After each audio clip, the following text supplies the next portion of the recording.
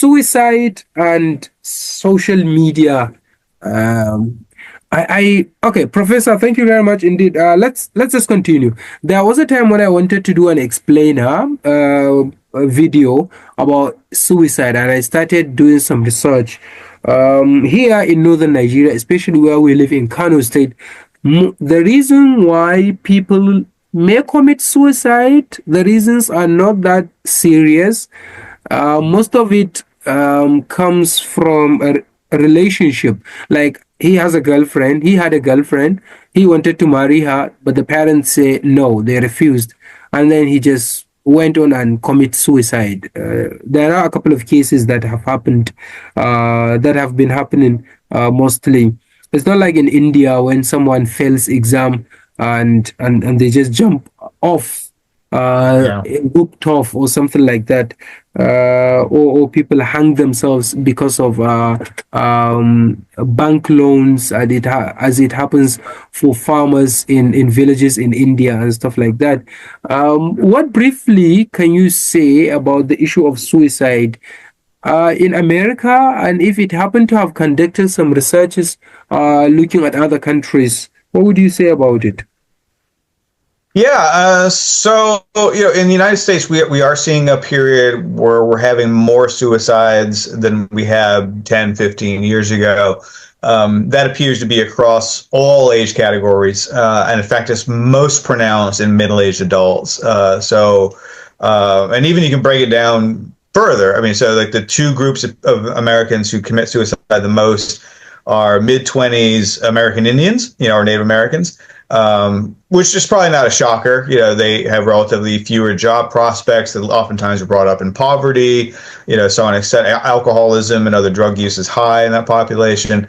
The other group is maybe a bit more surprising, and that is middle-aged white men like myself. So it's not a cry for help. Be clear.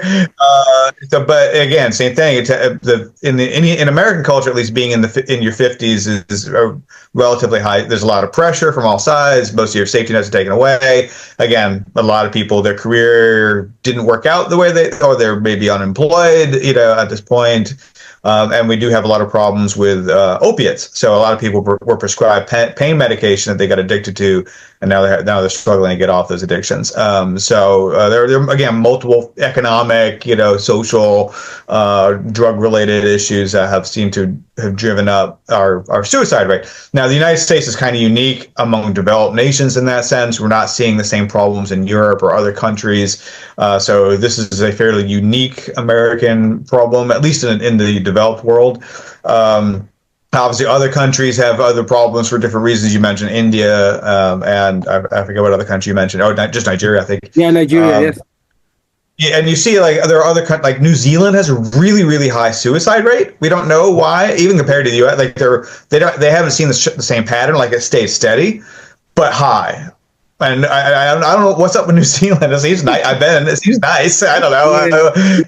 Really, really high suicide rate. It's surprising to hear that the suicide rate is high in New Zealand. I would have said it's one of the most peaceful places on earth. I would have said that. South Korea also historically has had a very high suicide rate. Again, that might be more the social pressure, that kind of stuff. The one thing essentially does it mean, I'm sorry to cut you off, does it mean the more developed, the more advanced a country is, the more cases of suicide? Yes, you see exactly that. Yeah, absolutely. So the more educated the population becomes, the more high, or we call human capital is the word people use. In other words, the more opportunities for high income careers that people have. Doesn't mean everybody gets one, of course.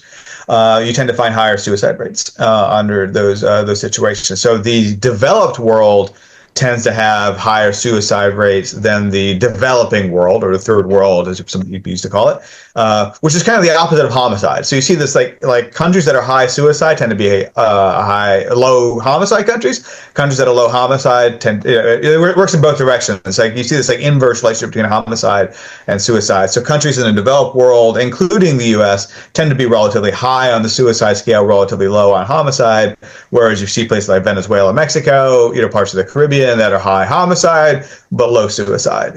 So you just see this interesting inverse kind of like relationship between those things. But yes, absolutely, like you do tend to find suicide more highly concentrated in countries that have what we call high human capital index, which means higher education, more job opportunities.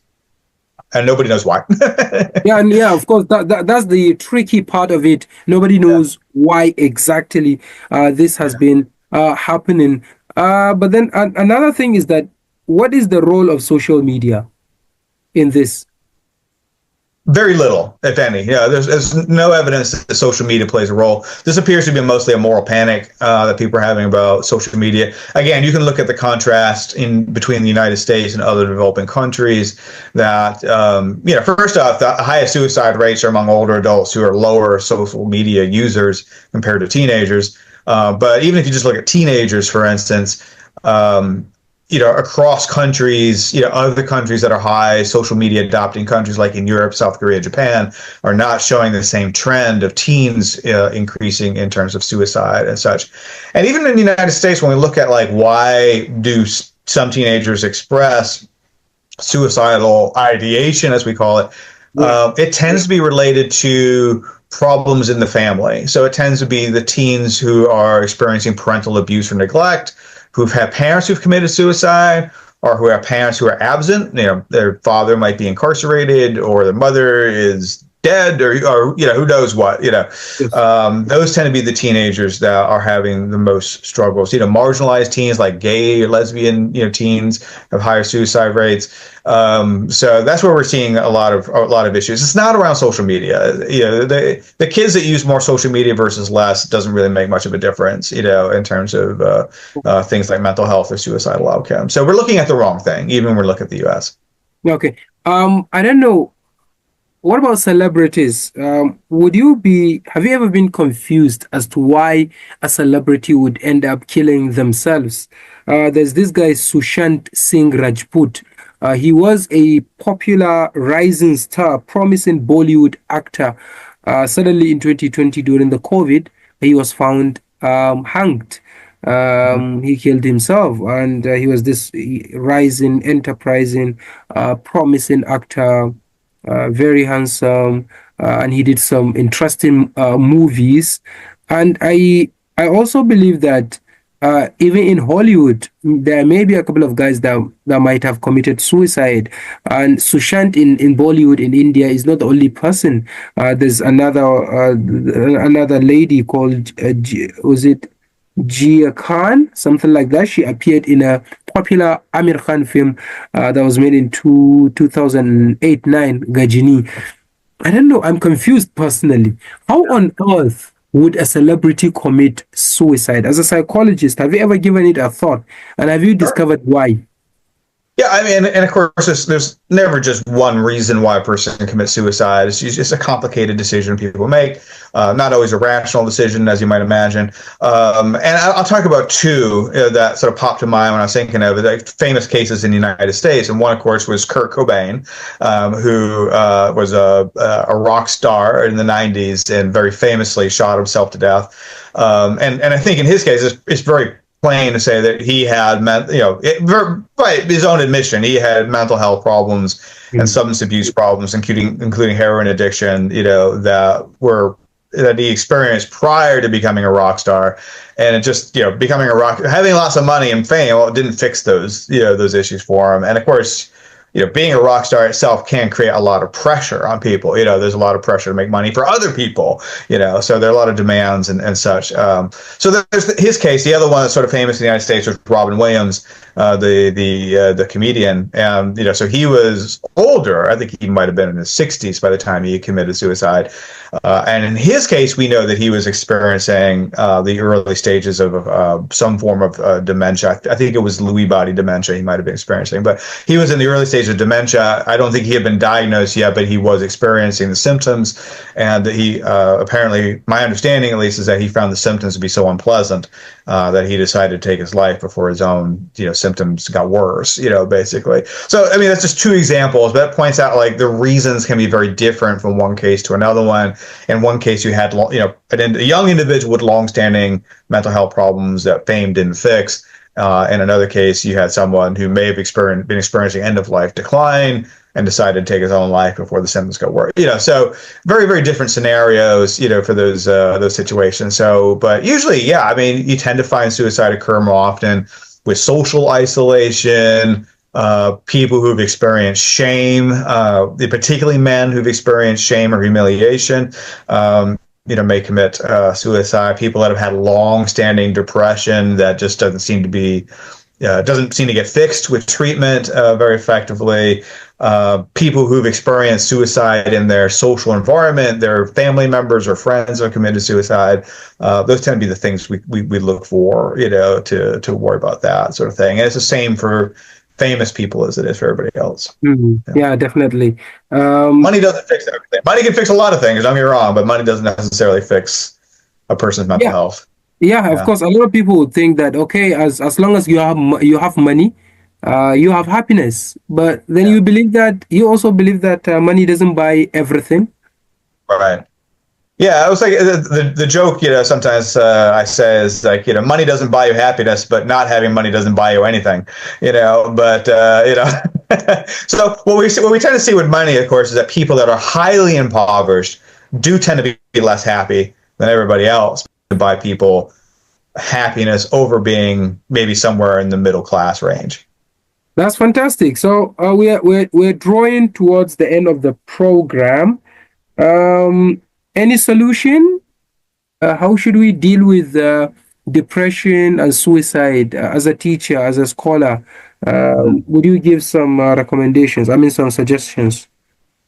Yeah, I mean, there's no magic bullet to put it that way. That there's no single solution.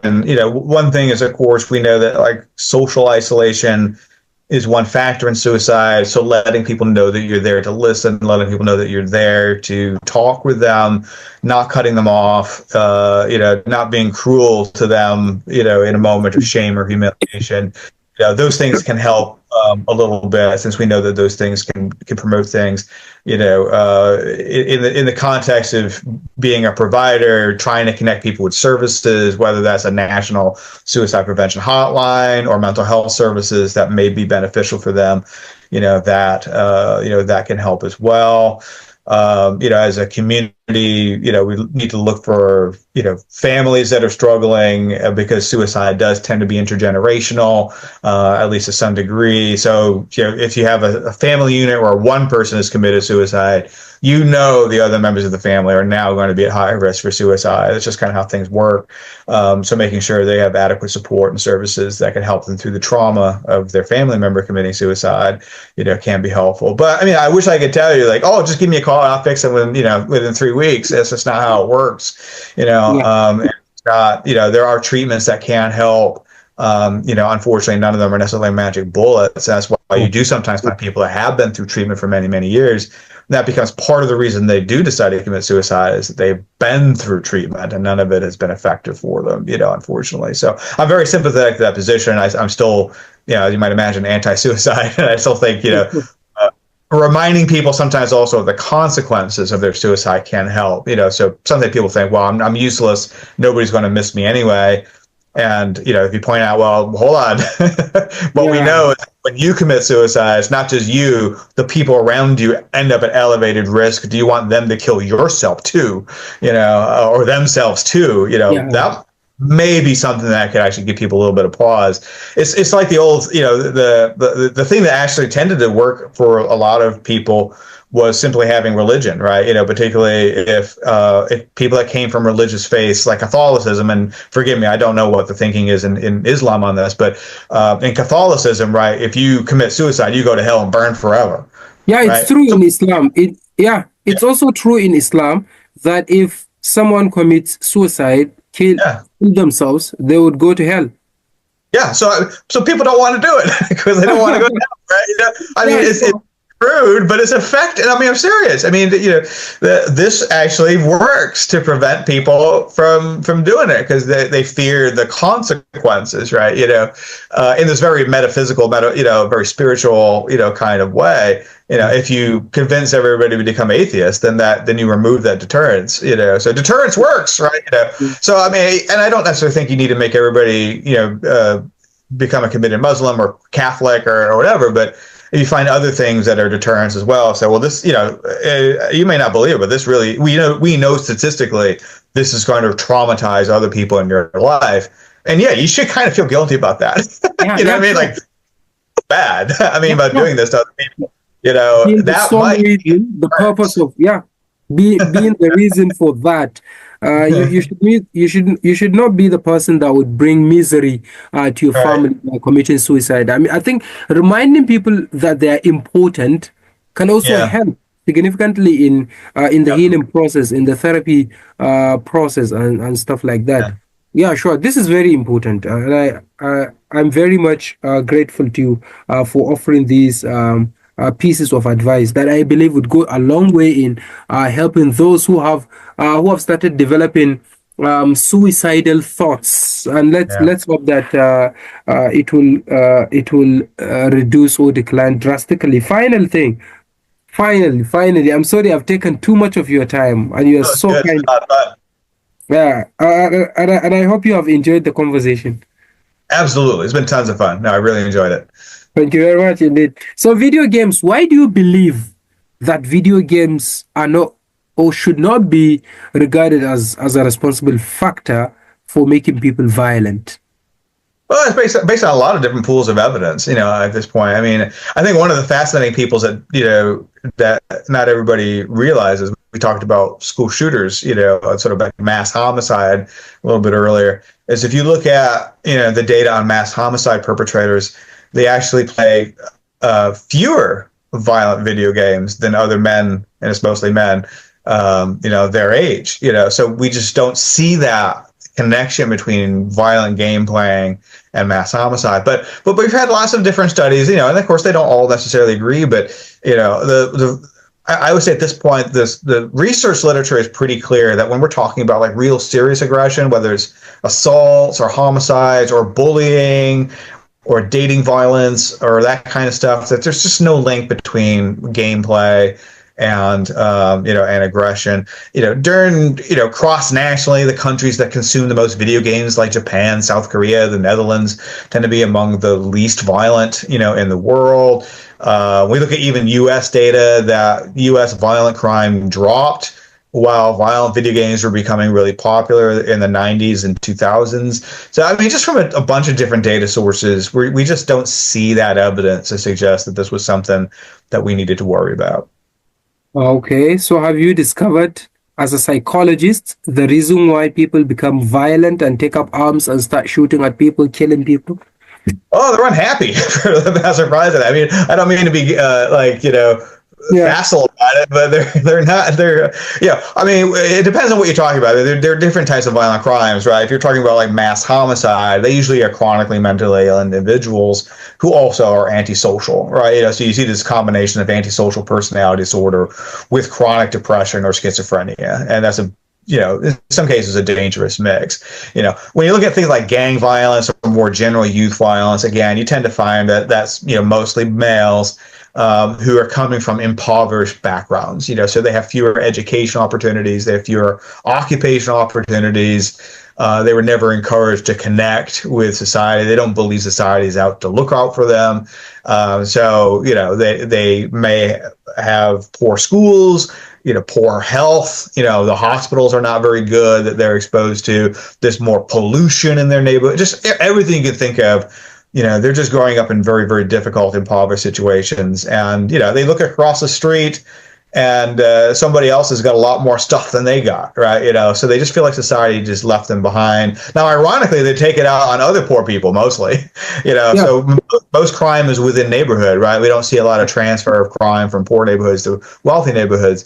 But they're just disconnected from what we call the social contract, right? Which is this idea that you pay into the society, and the society then gives you services back.